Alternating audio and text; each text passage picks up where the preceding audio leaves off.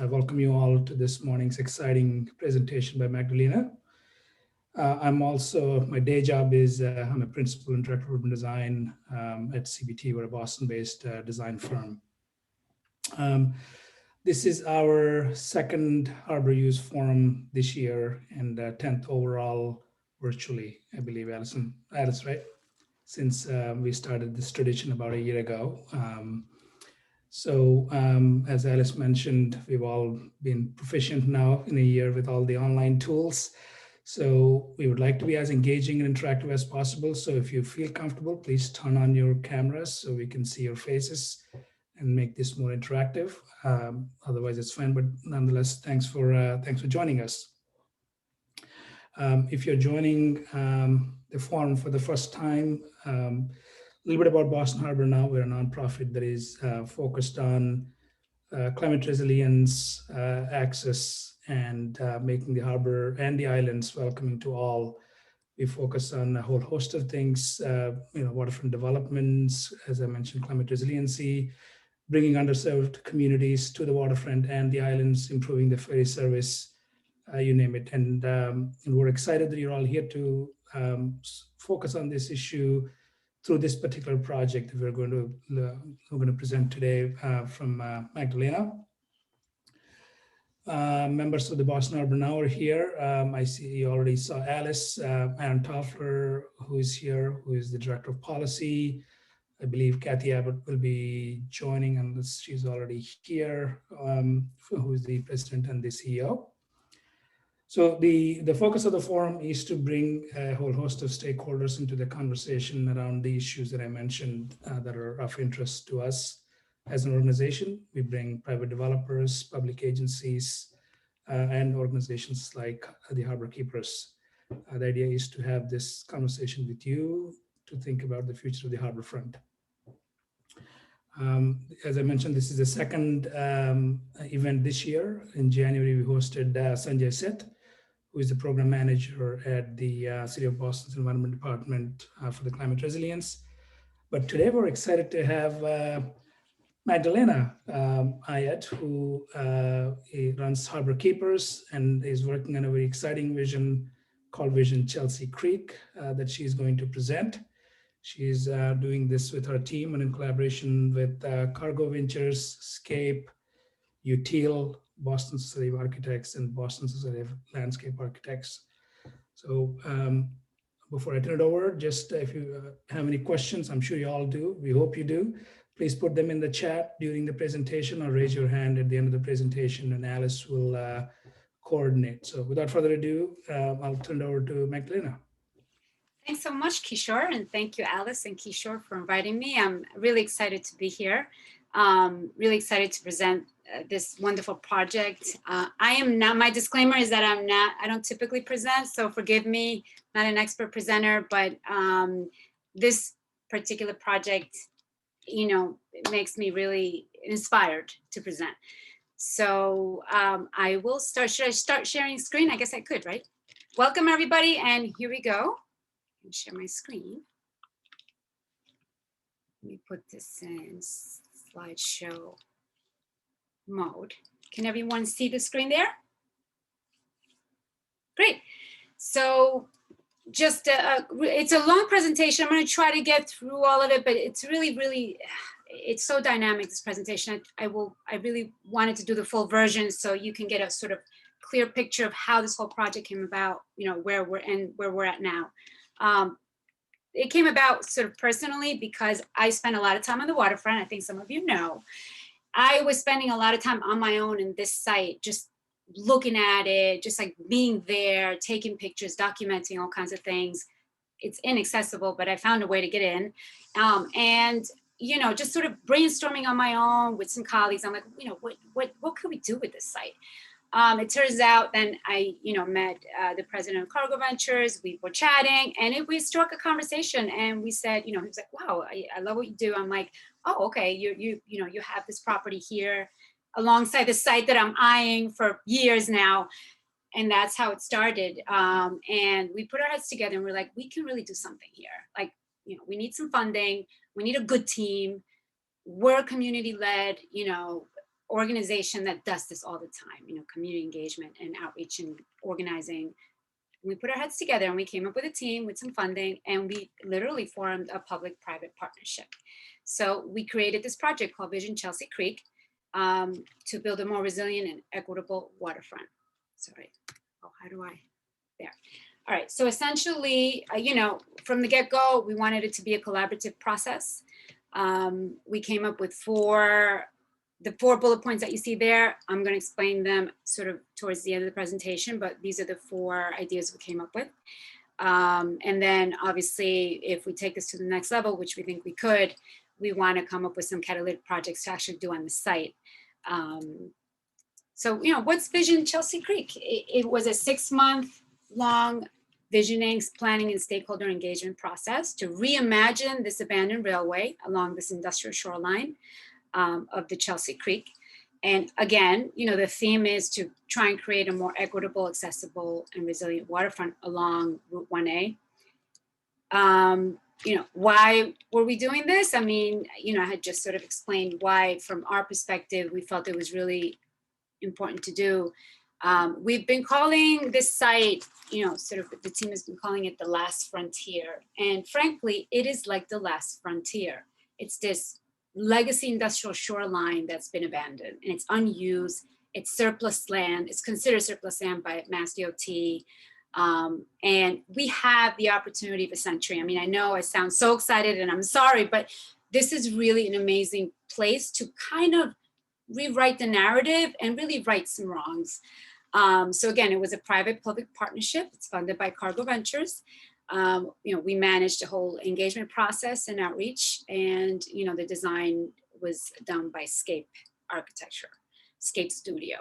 Again, the purpose is to re-envision this shoreline, specifically along this abandoned railway easement. And that's, yeah, move on, sorry. Okay, the client team, we were essentially the client. The steering committee is composed of the Boston Society of Architects, the BSLA, and the design team is Scape with the support of UTIL, and also Duran and Anastas Associates, which was, you know, sort of sub-hired to do some of the regulatory framework analysis. So, you know, what are we actually, click out of here, okay. What are we actually looking at? This is sort of why we're zooming out, is because we wanted to look at the site sort of within the context of Boston. This is a study area. This is the project area, so that zooms in a little bit more. You can see East Boston here, you know, the airport, and you can actually, I don't know, can you guys see my arrow? We can. Okay, okay, good. Okay, and here's the project area right here. And here we're zooming into the actual study area. So the water WRA decommissioned pumping station is right here. You can see in pink the railway corridor that goes up north. Obviously, you know, this is part of the Chelsea Creek where it's a shipping channel. You have the oil tank farms. Basically, the site is sandwiched between oil tank farms. And here's a panoramic view, sort of a bird's eye view facing south. You can see the airport landmass up at the top, Eagle Hill neighborhoods, Jeffreys Point, Eagle Hill, and then the 3 main neighborhoods that, you know, this project site is adjacent to is Orient Heights, Harborview, and Eagle Hill. And you can see Chelsea Street Bridge, and obviously across is Chelsea. You know, one of the things that we wanted to make sure that we did was to really kind of do an analysis of what's happening in the neighborhood on all levels. A lot of it obviously was planning, you know, what's happening in terms of the planning, you know, from the city and the state. And we kind of mapped it all out. We did the research and we said, okay, what's happening in the neighborhood? So we can put everything within context. You know, we know obviously, you know, the housing development here is an important aspect. Plan East Boston is rolling out, you know, a planning process. There's a transportation study going on. Climate Ready Boston Phase 2 was just launched. Actually, when we did the project, it was in the process, an RFP process now, obviously it was launched. There's multiple, proposals. There's a Greenway extension, the Greenway connector. And obviously Suffolk Downs, huge 20-year build out development project that will have a lot of impact on the site. We needed to look at the regulatory overlay to figure out, one of the things that I sort of want to share with you is that a lot of times there's a feedback sort of mechanism with planning processes, and, the communities ask, hey, well, what would you like to see here? But I think where there's sort of a missing link sometimes in these planning processes is that we're asking the neighborhood what they want to see, but we're not really sort of giving them a whole picture of what can be done on the site. So for us, it was really important to sort of look at the regulatory overlay and be realistic about it and say, okay, what can we do? What can't we do? Obviously, this is where you see in yellow is a designated port area. There are Chapter 91, it's a Chapter 91 jurisdiction. You can just look at the little map there. Look at the airport landmass up at the top in pink.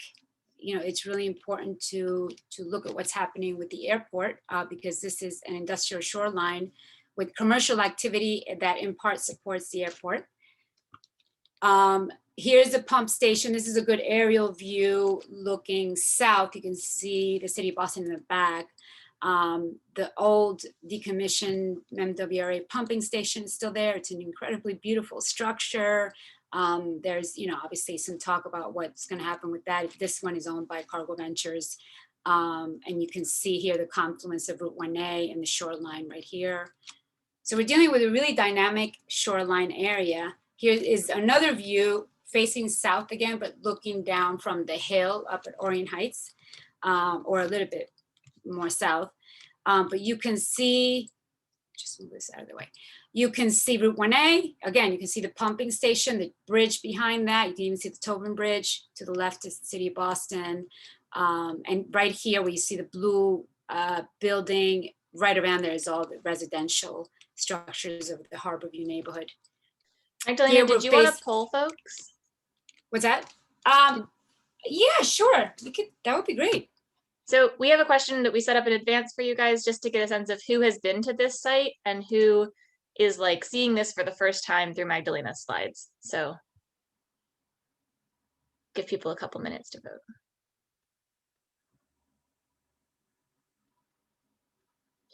All right, it looks like 84% of people have been there. So you've got an audience of knowledgeable folks and 3 people who haven't. Awesome. No pressure, right, Alice? No pressure. Exactly. Okay, so if you're facing, do I see the poll? Okay, there it goes.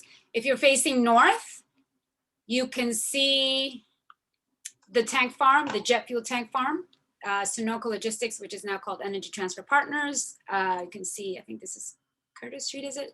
This right here is the unused portion of the Marty Coughlin bypass road, which is, unfortunately an unused space that could be utilized for multiple things, and Route 1A North. Here, these are the edge conditions at low tide. This is facing south. This is what the site looks like over here. You can't really see the railway, but it's kind of covered by the vegetation. There'll be some other pictures. This is facing north. This is right before the East Boston Revere line, where to the right would be the Irving Oil and Global Oil offloading marine dock.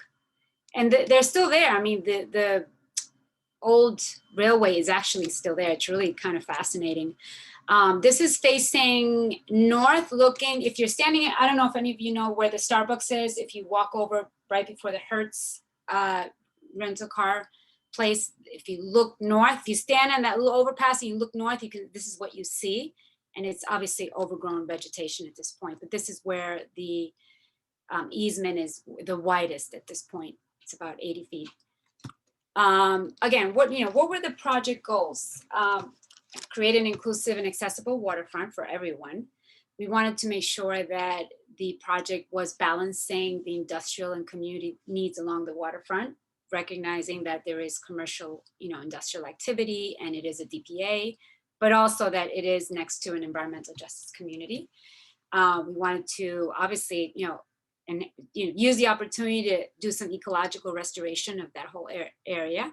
And, very importantly, foster social resiliency, create this accessible, resilient waterfront that will reduce the risk to climate impacts in the future for the neighborhood. Again, a collaborative process. This is just sort of a timeline, 6 months. We were on a tight timeline, but we got it done. Sort of a synopsis of the 2 phases, which were coming up with the framework plan and the catalytic projects. Stakeholder engagement was done from the beginning to the end. It was very important as a local nonprofit to do that. We did some really fun events like the guided kayak tour, public workshops, focus groups. We've had a picnic with the Latino community. We were doing meetings, creating visibility on social media. We had the website. So, one of the things that was really important was to make sure that so the feedback that we were gathering from the community and other stakeholders, because we obviously weren't just meeting with community folks, we were meeting with port stakeholders, state and city partners, and so forth, was to really, how do we synthesize all this feedback in a mechanism where people can look at it, in the future. A lot of times, these planning processes are done, there's a meeting to present what happens, and there's it goes away. It's like, okay, where does that stuff go? But we wanted to make sure there was some kind of presence where people can continuously go back to the project, read all the project documents, listen to the presentations and the recordings, where there was a feedback mechanism that was ongoing. So, this was the way we planned it all out. And so far it's working out. People are still providing feedback on the project. Again, just sort of a run through what we did. We did digital outreach, put it in our newsletters and all the partners, use social media to create visibility about the project and make sure that we recruited all kinds of folks to, participate in the workshops. We did everything in English and Spanish separately. It was really important to sort of have that division because we found out that it works better. We had pretty good attendance at the first and second workshop. And again, it was sort of a diverse group of stakeholders, obviously with a focus on the local community that is adjacent to the site. We created a website through a provider called Social Pinpoint, and it's still up. Anyone can go into that Social Pinpoint website and provide feedback. If you guys have been on the site, like most of you said you are familiar with the site, you're welcome to go in there and look at the map and just basically plug in your comments. And when you plug your comments in, that stays there. So everybody can see everybody else's comments. It's a very transparent process, very dynamic and very interactive. Like I said, I must have done I want to say about like 15 to 17 site visits with little sort of small groups of people. And that was very intentional because one, we're in a time of a, pandemic. I couldn't bring big groups of people together, but what I did was organize visits with sort of like 2 or 3 people at a time. Everybody kept socially distant. And it made it really interesting and fun. Everybody had different perspectives and different reactions to the actual site. By the way, if anybody still wants to do a site visit, I'm always around and always looking for people to join me on these walks. One of the things we did was a guided kayak tour of the Chelsea Creek. It was fun. It was like so fun. We went at very low tide, launched from the Condo Street Urban Wild with all our kayaks, about 12 of them. And unfortunately got stuck in the mud for a while there. Our feet sunk in and it was a really interesting experience. But we managed to get our kayaks far out, sort of past all the mud flats, and we all got in all muddy. It was fun. I think next time we won't do it at such low tide. And we, the participants of this tour were, this young man is a local Salvadorian, super fun. He grew up in East Boston. He would have otherwise never have seen the site. So the point being is that when we do our engagement, we make sure that we include folks who, in the neighborhood, who might be from the neighborhood, but really hadn't had the chance to know about this site. All right, so the design team got, I just can't express enough how amazing the Scape team was. Their expertise and professionalism was really like fantastic. They did a whole analysis that I'm going to present to you right now. All right, so we are dealing with a very complex urban environment, as you all know. Just for sort of to look at sort of the topography and geography, where you see Orient Heights is the drumlin. Thank God we still have a drumlin in East Boston. Don't be jealous. I know Beacon Hill was, cut down. So, here's Eagle Hill, and that's sort of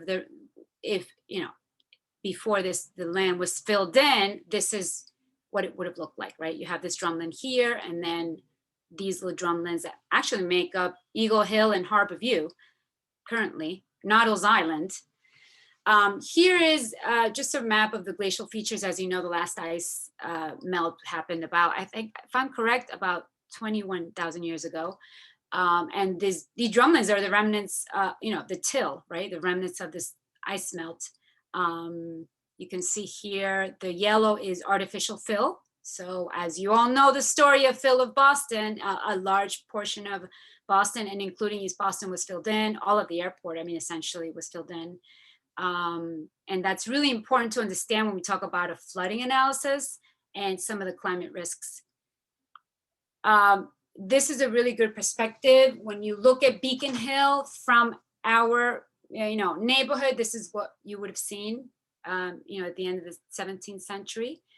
I think it's a really interesting perspective to look at, and something that we should recognize, right? That, as I said before, we still have the drumlin in Orient Heights, and what can we do with that area where we're sort of preserving some of the beautiful topography of the area. The site is an old abandoned railway that was originally part of what was called the Grand Junction Railroad and the Eastern Railroad. If you look at the dotted lines here, the yellow dotted lines where it says East Boston Branch, it's split into two right where the site starts. So if you look here, it says Chelsea Creek and the dotted lines, this is Crooked Creek. Crooked Creek is to flow into the Broad Sound. It was all filled in. But the railroad, the Grand Junction Railroad, went west, and the Eastern Railroad went north. And this was, an incredible, important railway that actually helped Boston develop, and develop its economy. So it's such an important historic point of reference, the whole site, that, these abandoned railways are still there. It's really amazing. As you all know, East Boston has such incredible maritime history. We are a center of shipbuilding. I know Liz is on here and a couple of other folks who have done some really, great work on, education about the maritime uses. These pictures in themselves are really amazing to see, these huge, clipper ships being built. One of them, the Flying Cloud, that, broke record to this day. So, our neighborhood is so dynamic, so unique, and the history. As you know, East Boston was and still is a very strategically located, location for all of Boston. If you look at the yellow dotted lines here, this is where the railroad would start. This was obviously the whole maritime port, and Jeffreys Point, which was a center for maritime uses of import of all kinds of goods. Sugar and lumber and whatnot, and this turned down, made a right up the Greenway, what is now the East Boston Greenway, and then up towards the Chelsea Creek over here, where you look at the letter A, where it says a strategic location, then it goes up, and that's the railway that we are looking at. It was interesting, at the time when they were, obviously trying to attract people to come to this neighborhood, and they were planning out the neighborhood. The Boston Land Company had this little postcard to attract people to buy land up at the drumlin, right at the hill. And that kind of set the tone for sort of how the Orient Heights neighborhood, what it looks like now. It is, to some extent the suburban part of East Boston. But, it's mixed in with a lot of different residential uses. And this was a little postcard of Wood Island Park. As there was urban expansion. The edges of East Boston were modified.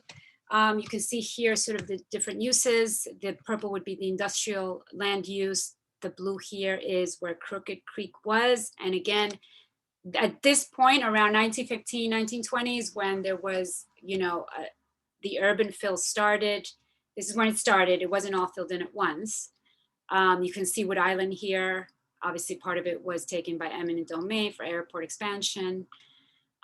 This was Wood Island Park. A lot of you know the story of Wood Island Park.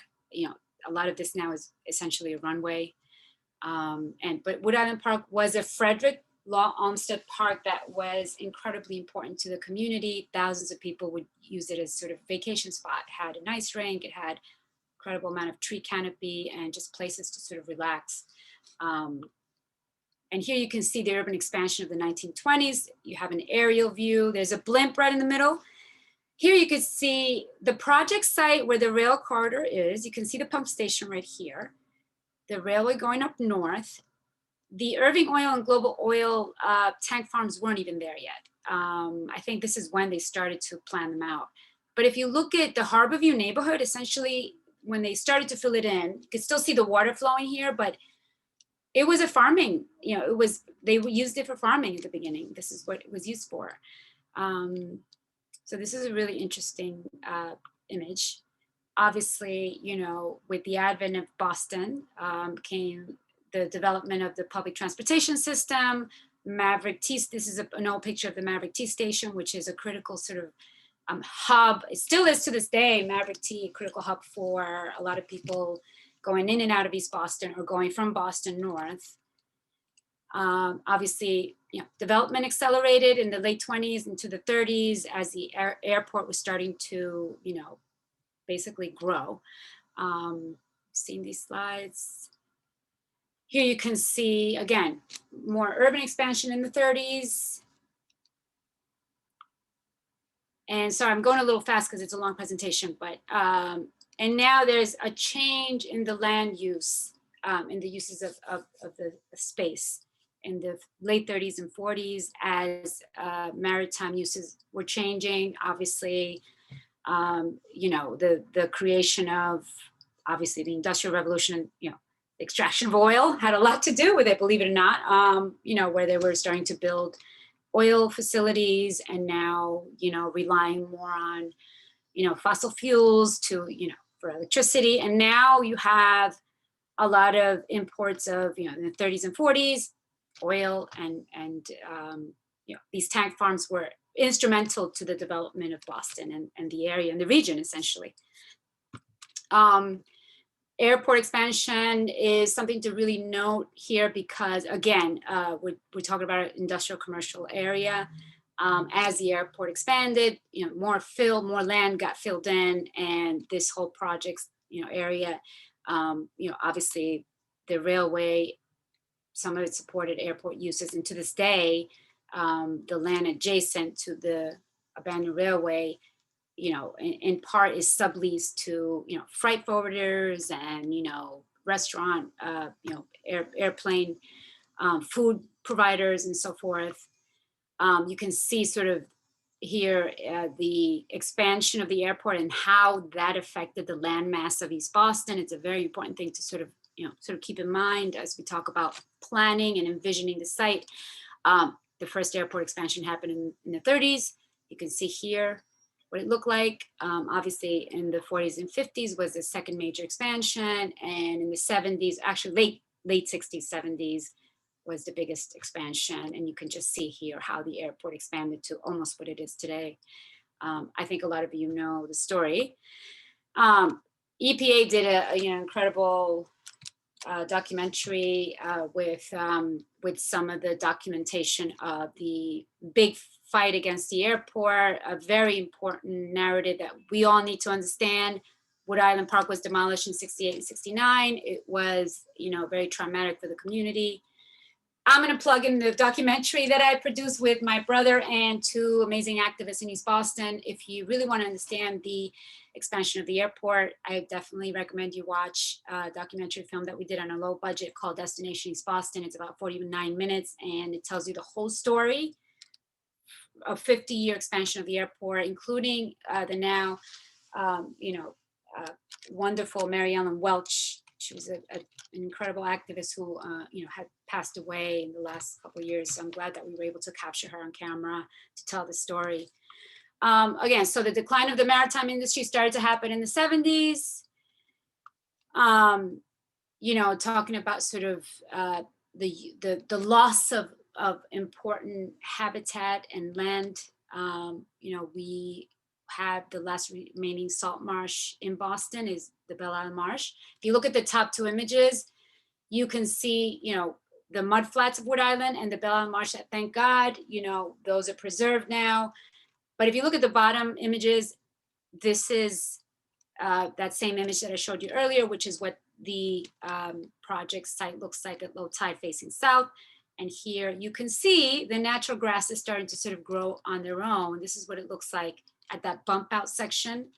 These are wetlands, right? These are still wetlands. They're not maintained, they're not preserved, but they are. Significance is that this area does get, migratory bird species, migratory estuarine species.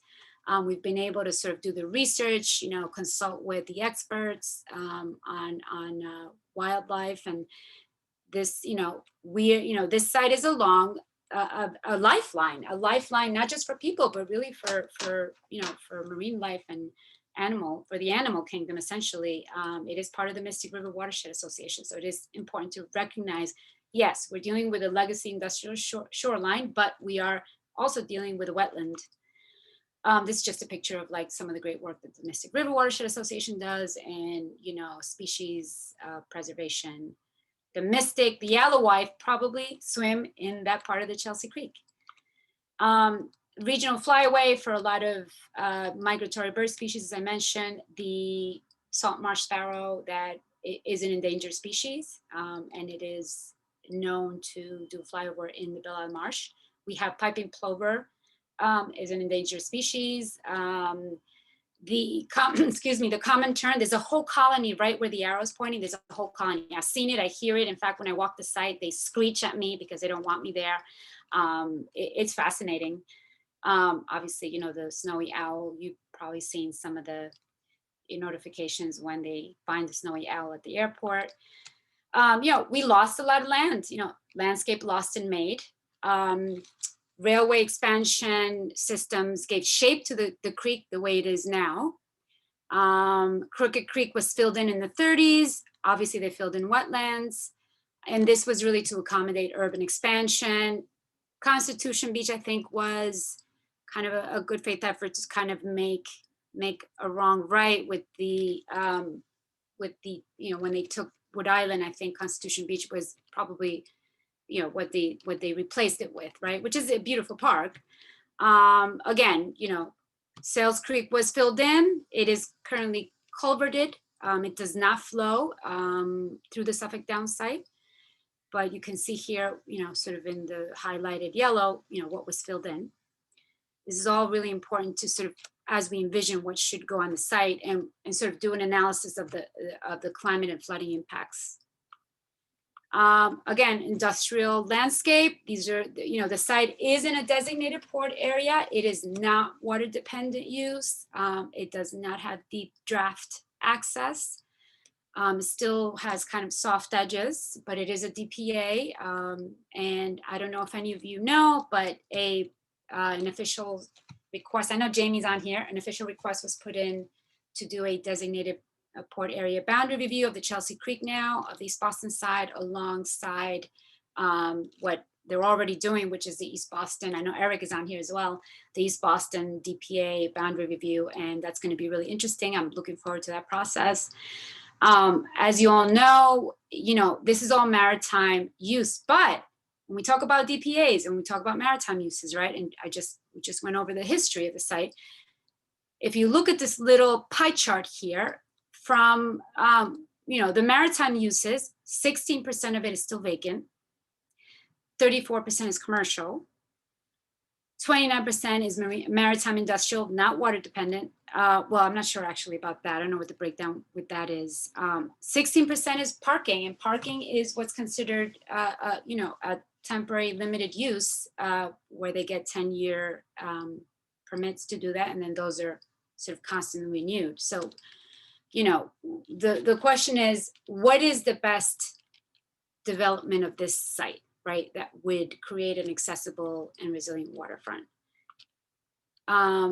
You know, we know this is a commercial industrial area, and it employs a lot of, you know, it does provide some jobs.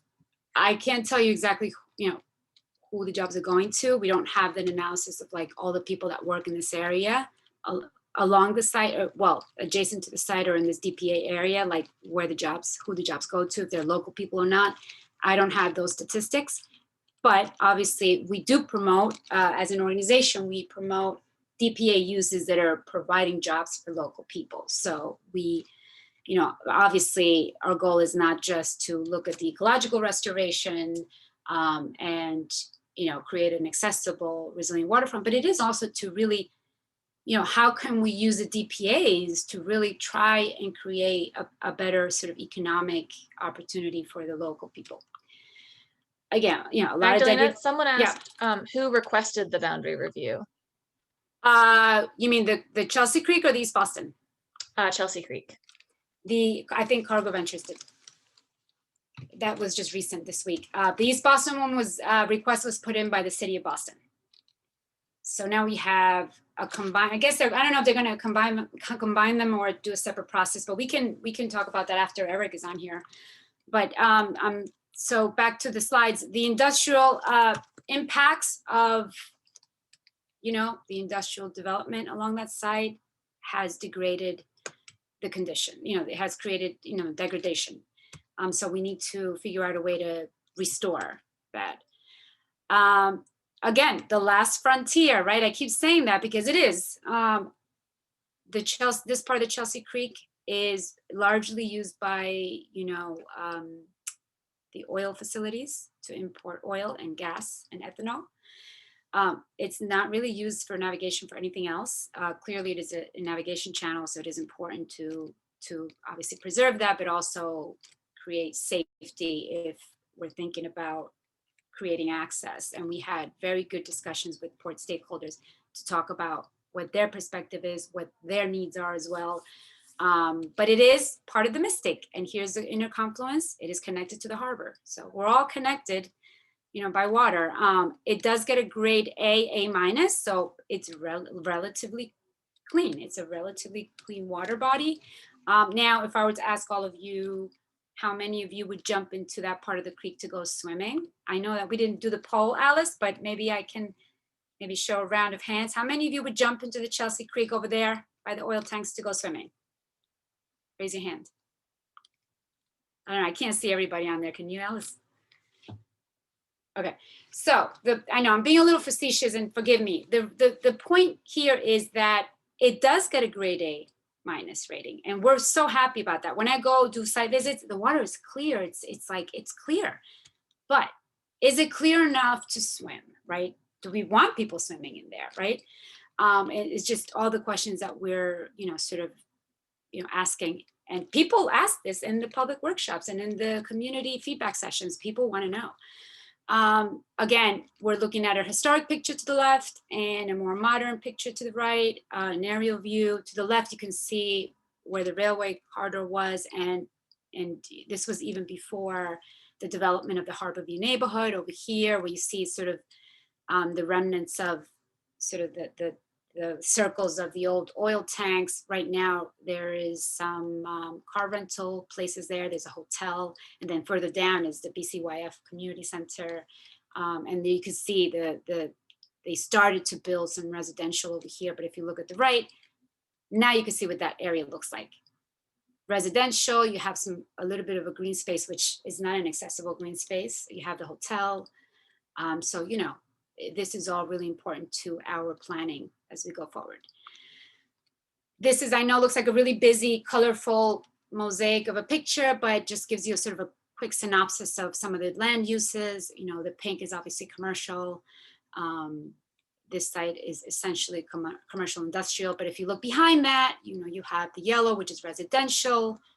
You have some open land, some tax exempt parcels. It's a very dynamic site, essentially. And obviously the purple is the airport. Industry and infrastructure bisect residential pockets. So again, we're dealing with a site. And the good thing about this slide right here is if you look at the blue line of the MBTA, you can see how this neighborhood over here is not close to public transportation. And that's something that needs to be recognized. The connectors that we are trying to create between this side of Orion Heights to the creek are going to be really important for having a safe access for people to get to these public transportation hubs for the people in this neighborhood. So, we're thinking in that mode in terms of the visioning and planning. It's not just about this little shoreline area. It's really within the context of everything that's happening in the neighborhood and how do we create equity and resiliency overall. Again, the social fabric of the project study area is here you have the Orion Heights neighborhood.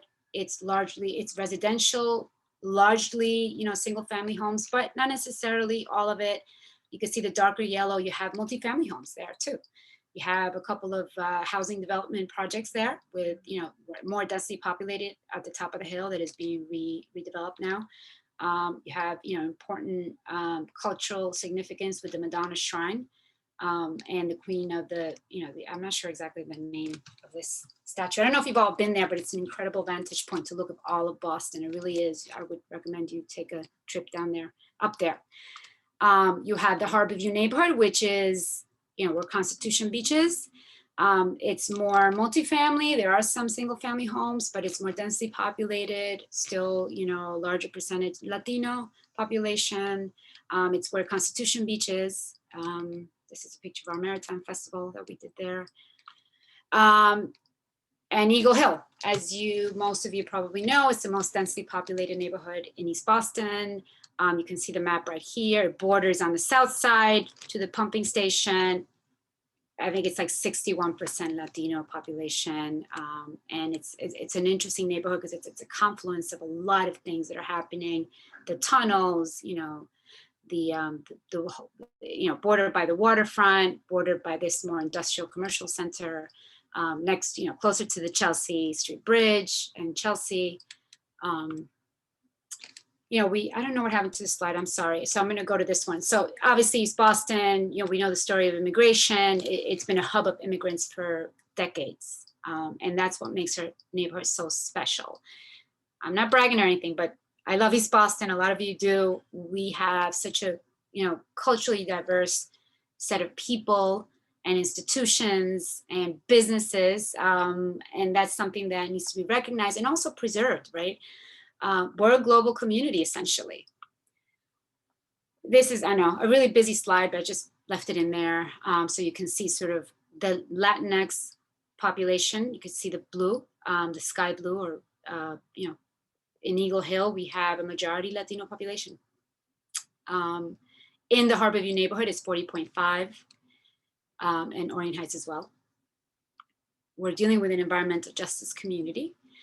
Multilingual community, 42% of the total population in the area was born in Central and South America. That actually should be changed to Central and South America. Oh no, it is Latin America.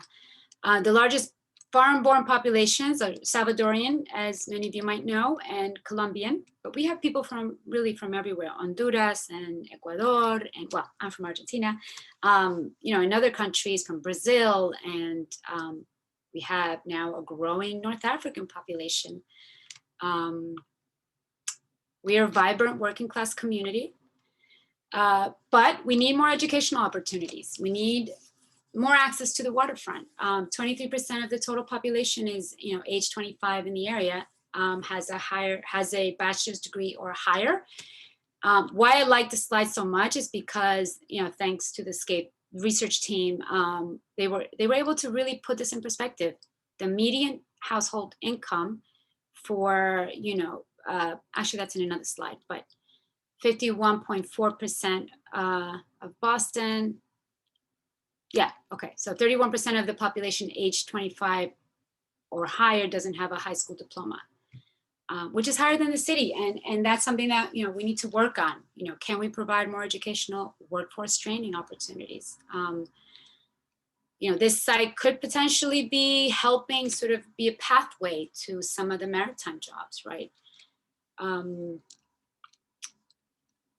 of the population in the area work in natural resources, construction and maintenance or production, transportation and material moving occupation sectors.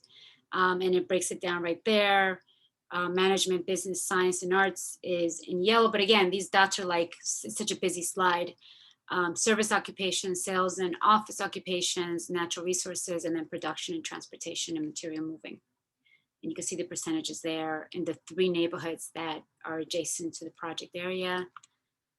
Here's the median income slide that I wanted to talk about. So the median household income of neighborhoods in the area ranged from 42,414 to 58,698, which is significantly less than the city, state, and national medians. Here you have a breakdown. The median for Boston is 71,834. Massachusetts a little higher, and across the country is 61,000.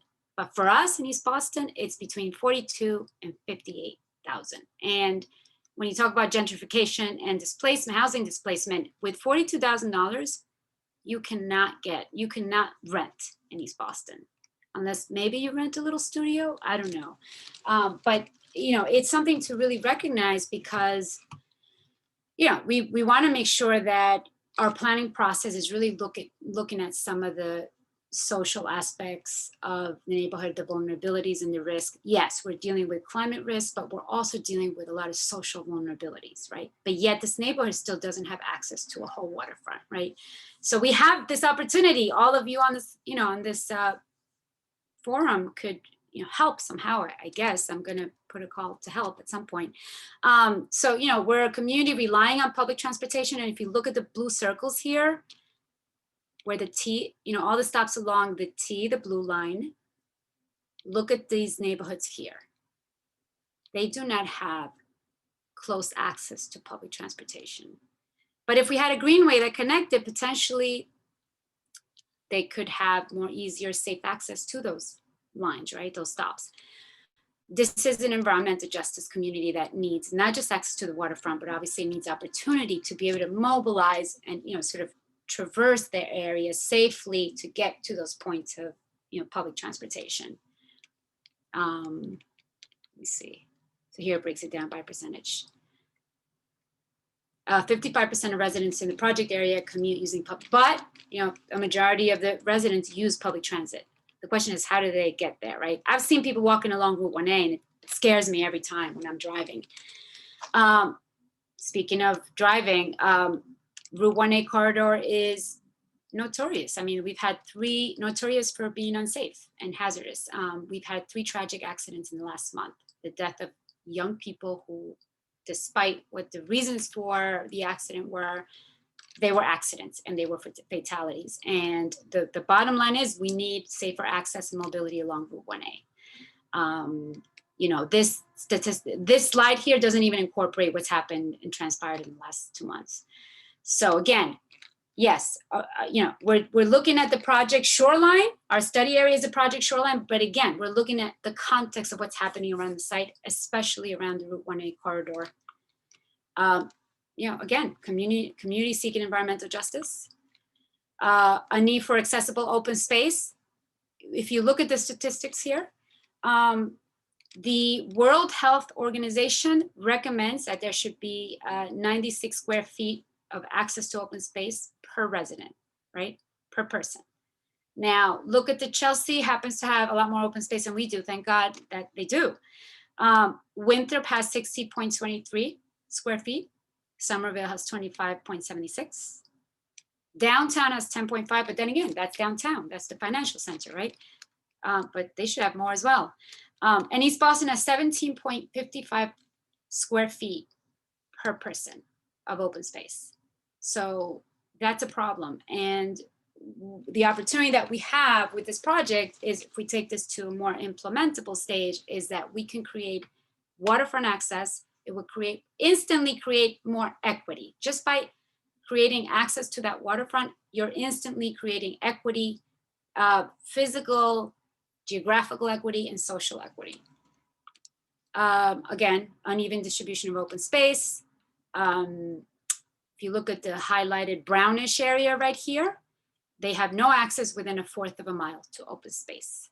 And yes, we have the Belle Marsh and Constitution Beach, but for the folks over here, it's a little farther to get to. And there is no open space around the project area.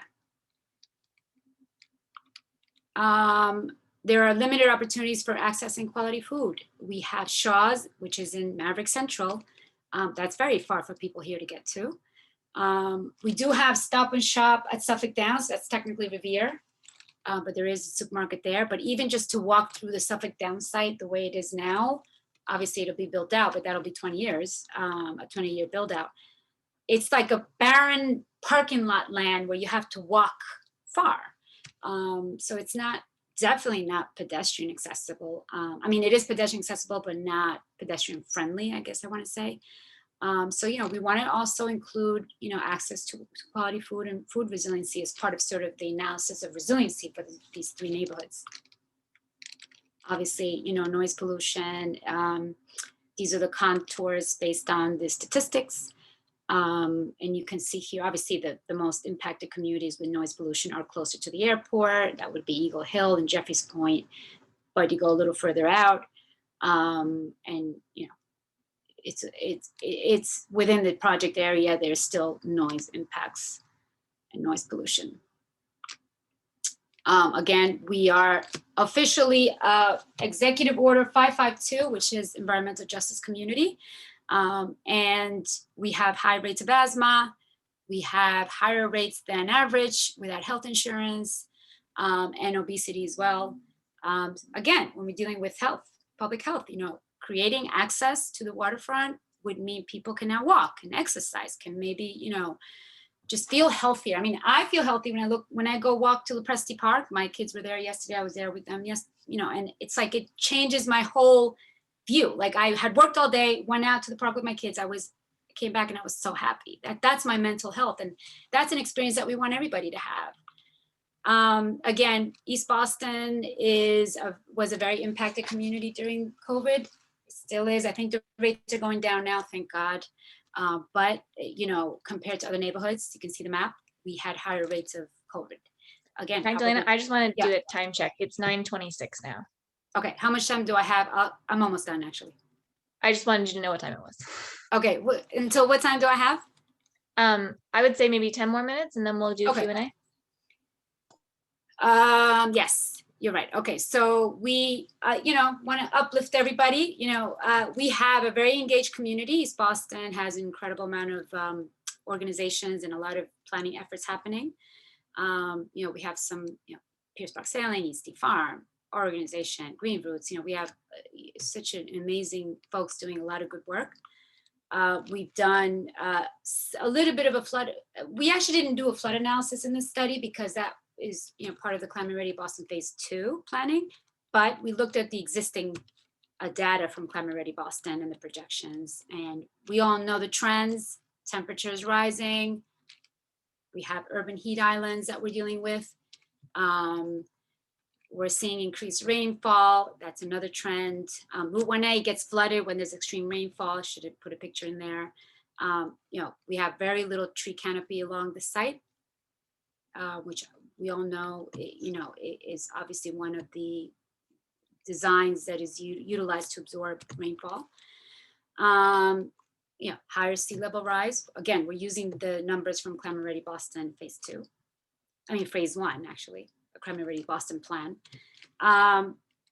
Sea level rise. You can see here where the water wants to go back to where the Crooked Creek was. It's not a surprise, right?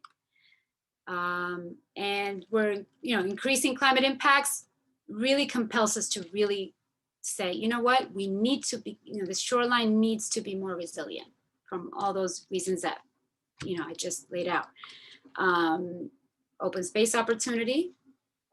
We came up with a framework plan of 4 ideas: a network of greenways, a resilient edge, an urban boulevard, and a working waterfront. I'm just going to go really quickly through the slides, and you guys can all look at the report after this if you'd like. But a more resilient and equitable waterfront was something that came out of the, all the engagement. People want access. People want more resilient waterfront. They want access view corridors, something that supports the local economy. They want ecological restoration, and they also want something that will contribute to their social resilience. The Greenway is pretty much a no-brainer. I think if we could redevelop that site, I think most people would say, let's extend the Greenway. Let's make a connector between the different greenways and the whole East Boston loop. We already talked about that. This is the unused portion of the Coughlin bypass road that is just sitting there unused. And we could be using it for multiple things, not just for pedestrian use or for a greenway, but really could potentially be mitigating some of the traffic along Route 1A. Again, we do have a strong social infrastructure to some extent. We want to make it stronger. And this is just the existing conditions that I pretty much just went over. Network of greenways. You can see here the panoramic slide of how beautiful it would be if we can do the whole East Boston loop, looping around Suffolk Downs and around the creek, down into Eagle Hill, and even down into Jeffries Point. I mean, it would be amazing if we could do that whole loop in East Boston. And this project is critical to that loop. This is what it would look like if we could, put a dock out by the pumping station. And this was a building used for multiple purposes. Again, doesn't have to be fully used for civic use, but in part, we would have a more, healthier community. Again, this picture I took of Route 1A in one of the extreme rainfall storms. This is what it looks like. And Route 1A actually gets flooded like this. Again, ecological connectivity, opportunities for ecological stewardship. And this is what it would look like with a 100-year flood, which is the 1% annual chance, with 40 inches of sea level rise. And these, again, is data and statistics from the Climate Ready Boston Plan.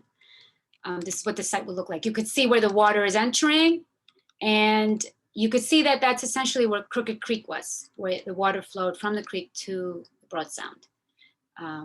So not a surprise there. A resilient edge is what we would need to create, and that would create a waterfront for all. And you can see with this rendering, what we've done is we have taken all of the feedback, tried to put it in one rendering. I know that's impossible, but we tried. We would have a restored wetland, we would have a greenway, a boardwalk, but the navigation channel is still there.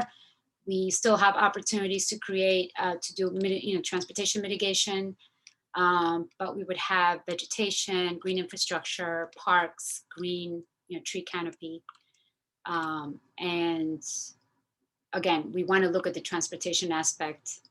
This is that crossover on Route 1A, where the accident happened, right where this pole is right here. So, we need to improve that. Adjacency of infrastructure and industry, limiting access to the waterfront, right? Existing conditions, a lot of traffic accidents along Route 1A. This is all statistics. So we have an opportunity here to really improve this whole area.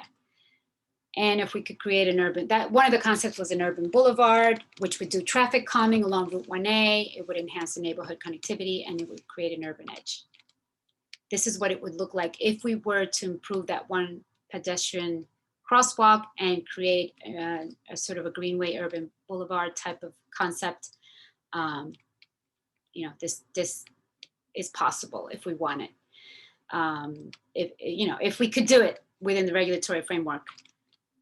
And again, working waterfront, provide economic opportunities to local people. We recognize that there is commercial industrial activity happening around the site. Could we leverage that and provide more jobs to people in the neighborhood? Working waterfront, support local economic development, create access and view corridors, prioritize public access along Chelsea Creek. And here is the last slide. Sorry, Alice, I hope I didn't go over, but a resilient shoreline. Here's a cross section of what it could look like. You have the shipping navigation channel that's still happening. You have potential flood barrier solutions can have hard edges, soft edges along the side. It could be a combination. It could be floodable landscapes. It could be seawalls with view corridors, pedestrian access. Can have promenades. Could have get downs to do educational opportunities with local kids. Viewing platforms, I said. And again, we're able to restore some of the habitat in the creek. And nothing's getting removed. Obviously the commercial industrial adjacent to the site is still there, but maybe we can create a kind of a green wall where we're buffering some of the sort of hardscape there. And this is the idea. That's it. I can stop sharing now. Oh no, should I keep the slides up? Let's keep the slides up for now, and we'll let Kishore start with the first question, and then anyone else, feel free to use the raise hand function, or you can chat a question or say in the chat that you want to be called on. Thanks, Magdalena. What a great project and presentation. I see, first of all, the tremendous passion you and your organization have put behind this project, the rigor of the analysis. I know people commented on all the images and the analysis. Quite amazing to really look back to look forward. Is really important, and also great set of design outcomes in the community process. I have two questions to open up. One is throughout the community process, were there things that you learned, surprises that you haven't thought of before going in, that that may change that may have changed, or things that we can learn from? Oftentimes we do go in with a certain perspective, and people say something else. So that's one question. And the second one is, where do you go from here? How do you implement parts of this? And are there models that you looked at either here or locally or nationally? Organization like yourselves implementing, I'm not talking about City of Boston or somebody else. I think true success of this would rely on somebody like you continuing on. So yeah, speak to both of them, that'd be great. Yeah, great questions, and thank you so much. Glad the passion comes through. Oh, am I muted? I don't know if I'm muted, Alice. You're good. Okay, great. Great questions, and thank you so much, Kishore. To be honest, one of the things that when we embarked on this project, and it was a challenge, we weren't sure how this was going to go, right? But all of us had a lot of sort of inspiration and a lot of positive thoughts about how it could go. One of the things that really surprised me on the positive front was we weren't sure how it was going to go. The conversation between the port stakeholders, the city, and the community and other stakeholders, we weren't sure how that was going to go. We were like, oh, is there going to be conflict?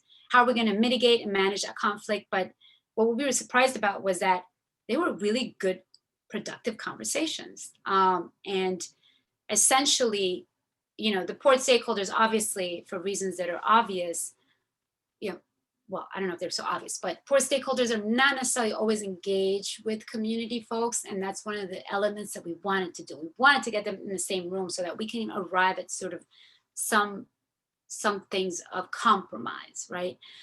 So I guess, before going into the project, we weren't sure how that was going to roll out, but it turned out that it rolled out better than what we expected. And we want to continue that trend. As far as, looking forward, we want to do a phase 2. So right now we are working on a scope of work and getting funding for phase 2. I think we should take this to another level.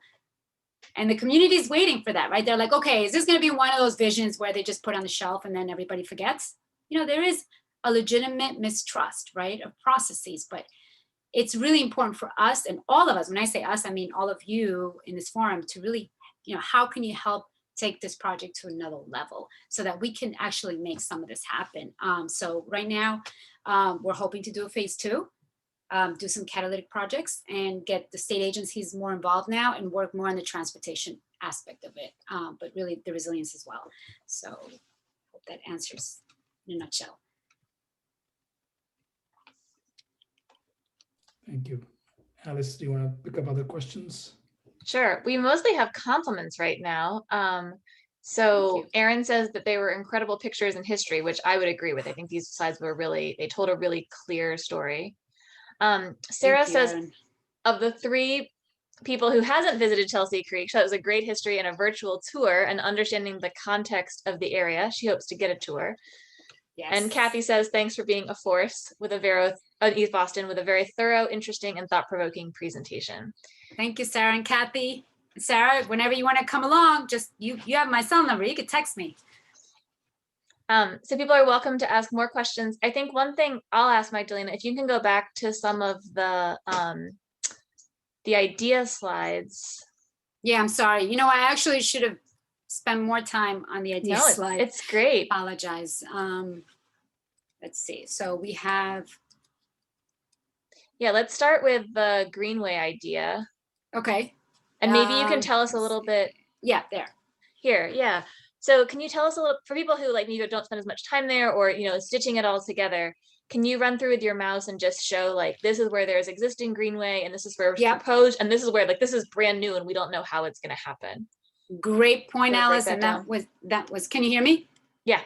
Okay, that was the intention. This is the existing Greenway coming all the way from Jeffries Point. Part of it is owned by Massport, part of it is owned by the city of Boston. And if you were to walk down, I do this, my kids did this yesterday on their own. Well, they went as far as the library. I won't let them go all the way to Constitution Beach yet. But you know, you can walk down the Greenway right now, go to Constitution Beach. Where it's the dotted line right here, that is the proposed, no, I'm sorry. Yeah, that is a proposed extension into Winthrop. That does not exist. They're doing a feasibility study. I think they finished it. That's the goal. Get it into Winthrop. Well, get it into by the Belle Isle Marsh into Revere. Sorry, the Winthrop extension would be here, this green line here going down Saratoga. This dotted line would go into close to the Belle Isle Marsh, along Bennington, I believe, and would loop around by the pump station over there on Bennington. And then you would go into the Suffolk Downs site, which ideally, you know, by the time it's developed or partially developed, and then you can walk the whole East Boston loop through the Suffolk Downs site, all the way down to Tomasello Way. You would cross Route 1A safely, loop around the cargo site down our project area. This doesn't exist. This is the proposal. Okay. This would be our side of the proposal. This would be like the Greenways, the Friends of the Greenway. Everything else exists. This exists. Here there is actually, this exists. This does not, I think. Yeah, these do not, these right here. And the Greenway through the Suffolk Downs site, that's proposed, or it's just like, you know, there will be bike lanes and good sidewalks there?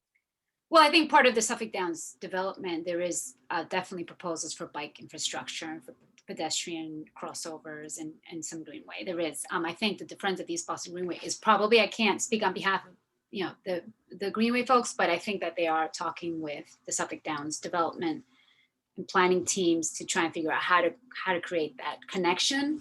But this is perfect timing, right? Like if they're talking that, then we can talk about creating the loop down the Chelsea Creek. And that would be just like, you can walk all around East Boston on foot. How great would that be? Really cool.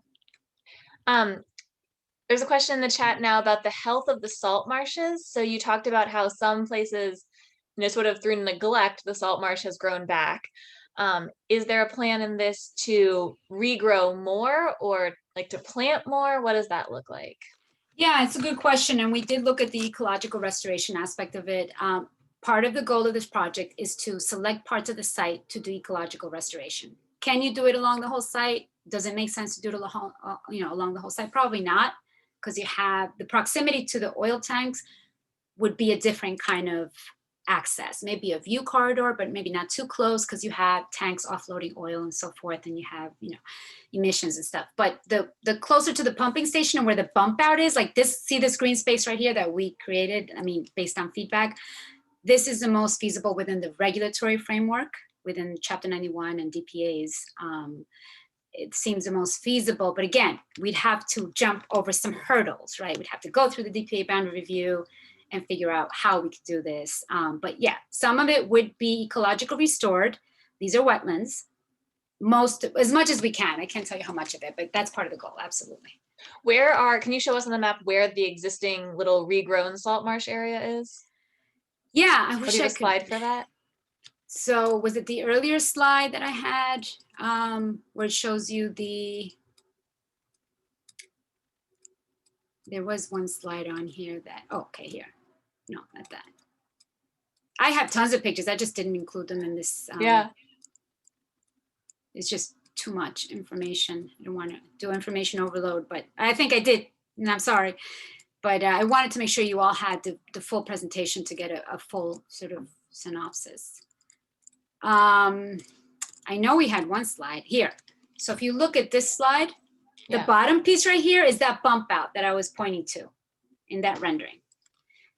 So that bump out is the area that has the regrown salt marsh without any human interference. Right, without human intervention, it's slowly starting to sort of grow. And mind you, you're looking at a pretty picture here. If you look behind that grass, there's tons of trash and debris, and I find everything there, like toys and plastic, huge thing. Like it's, you know, this looks like a nice picture, but if you were to walk the site, you would see the marine debris and the trash. So you have grasses growing amongst debris, right? So could we make it better? Yeah. Sorry, I can't see the questions, but if you want to sort of channel them to me, if there's any.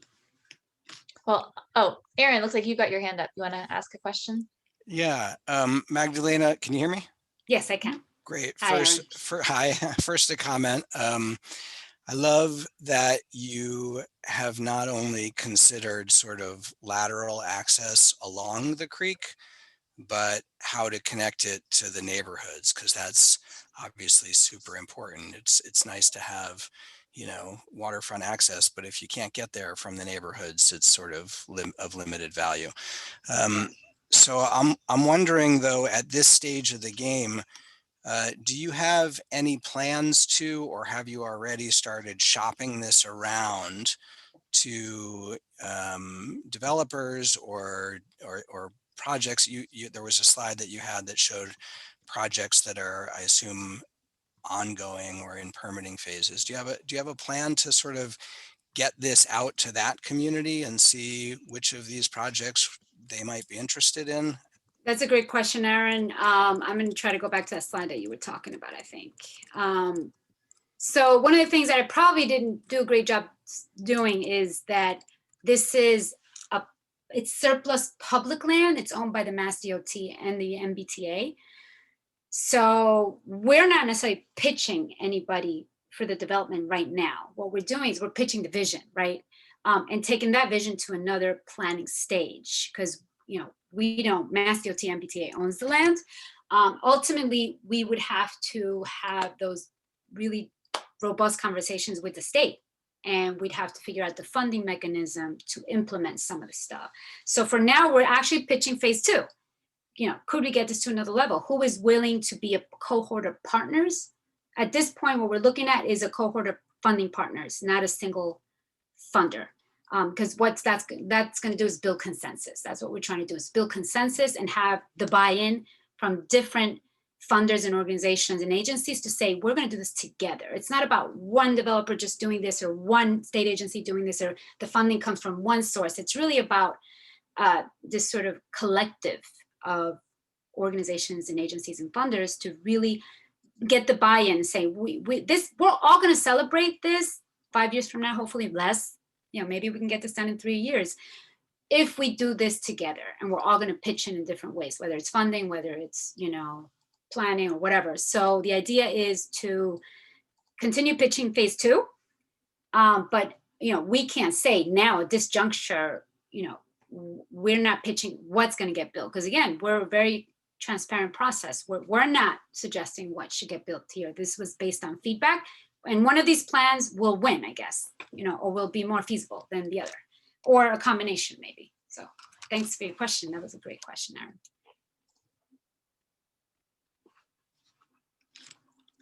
Aaron. While I wait for other people to chime in, Magdalena, maybe you can go back to the very end, just, you know, hit page down and see if we can get to the end of things. Like to the end of the presentation? Yeah, and let's look at some of the other vision concepts that. Yep, sure, yeah. And we're going to make this presentation available, if it's not already, on the Social Pinpoint website and our website, just so you know. I think parts of it are, and I definitely, for people, you know, in the chat, I sent links earlier so you can participate by looking at the vision document or use the interactive map. Yep. So Anybody's welcome to go and provide feedback. So the three ideas were a network of greenways, a resilient edge, an urban boulevard, and a working waterfront. Did you want to look at which one? This one, resilient and equitable waterfront? this seems like the summary slide, which is great. If we go to the resilient slide, maybe we can Yep. talk about Yep. some of that photo is so stunning with all that flooding. Oh yeah, I took this in a rainstorm, I think. And to be clear, this is like, there's rainwater flooding issues here. Yeah. Much This more is- frequently than storm surge or This is coastal not issues. storm surge. This is rainwater. Yeah. So this one, or maybe this one.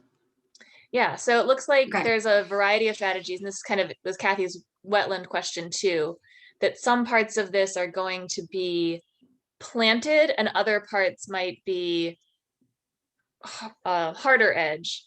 Yep. Do you have a sense of like some of the design components of that, or other places around the city where they're doing things that you're like, yeah, we want to take this from here, this from here?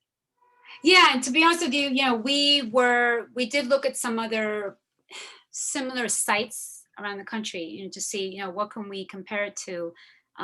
There's a couple of ideas in New York City, a couple of existing waterfront areas that have similar dynamics around the Gowanus Canal. There's one in Philadelphia. Somebody just mentioned this to me, and I got to look into it. There's one in Quebec City where there's a dynamic mix of marine industrial with, waterfront access, public waterfront access. We're still open to ideas. I mean, what's coming out of this is that it has to be a combination because of the nature of the site. But we don't have any specific, we are looking at some catalytic projects, Kathy, that, at this point we need to figure out, where we could do this catalytic project on the site, because we need to sort of move forward into what will it really look like, right?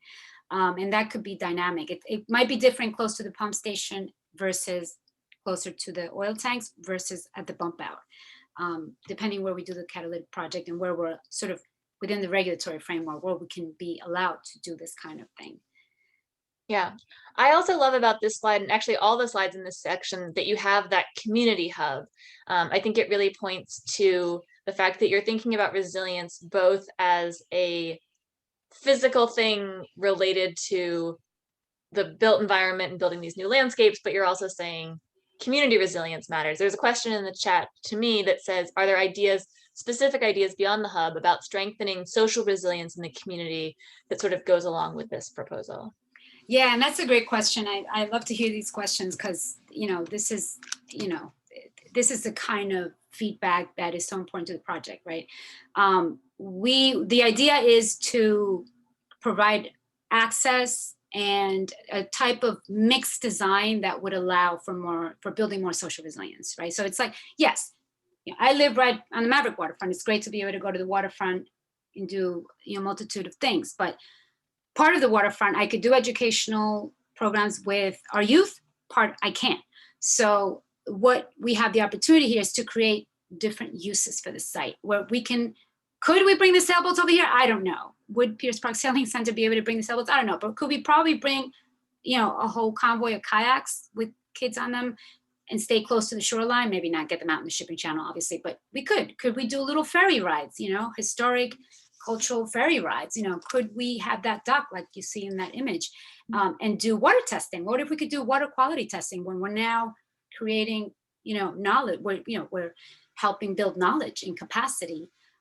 There's so many things we can do. It really boils down to, what we're going to sort of narrow down in the second phase. But you can create different opportunities for social resilience, so many different ones. Honestly, just creating access is an opportunity for social resilience, but we could do a lot more than that. We create get downs to do study areas, educational areas. We create recreational areas. All of that builds social resilience. Yeah. And then is this community hub a place that people can go during a storm, or the idea is that you're building community beforehand so that the people to reach out to during the storm? Yeah, I don't think this would be a place that would be an official place to go to, like a, evacuation center or anything like that. That all has to be done by the city and the state. Could it be I don't know if it would be as far as like a huge community center, but it could be part of that building. Could be, again, we're doing could because we haven't really narrowed down and sort of had these extensive conversations with the property owner, but on that building, but he's definitely, like they're open to that for mixed use.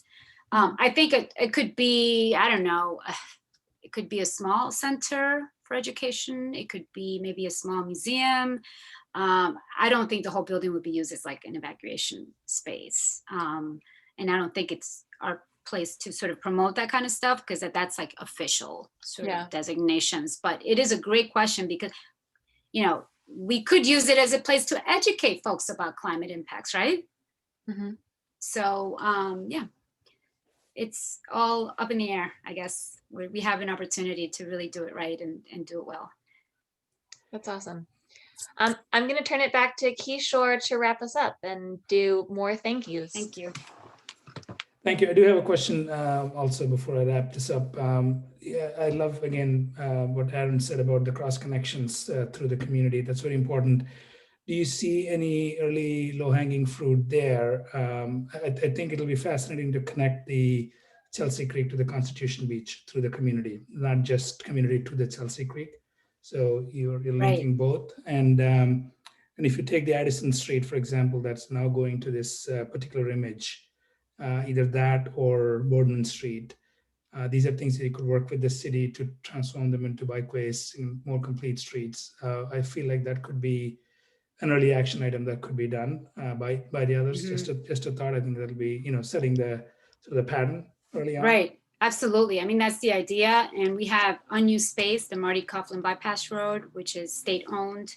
Like I said, the Greenway folks are already kind of like they've been engaged in this process to make sure that their advocacy is part of this process. And I agree. I mean, people go from Chelsea to East Boston. I mean, this rendering shows people do sort of traverse across the creek, and that bridge stays up for 18 minutes on average, right?